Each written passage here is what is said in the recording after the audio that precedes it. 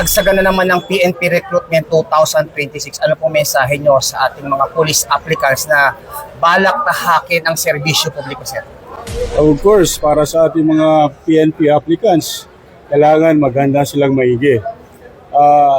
Alam naman natin na napakahigpit ng ating regulasyon pagdating sa ating recruitment. May mga observers tayo from NAPOLCOM, from IMEC, na sinisigurado natin na wala yung dati nating proseso na palakasan system. Wala na po yun.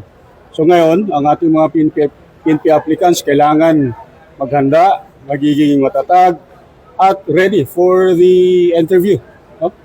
Sir, baka may mensahe din kayo sa ating mga police applicants kasi mayroong mga lumalapit sa kanila, magbibigay ng pera para lang makapasok sa PNP, sir. Baka meron kayong gustong bigyan babala sa kanila, sir.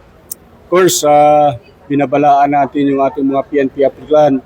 Hindi po ginagawa ng PNP ang manghihingi ng pera para makapasok.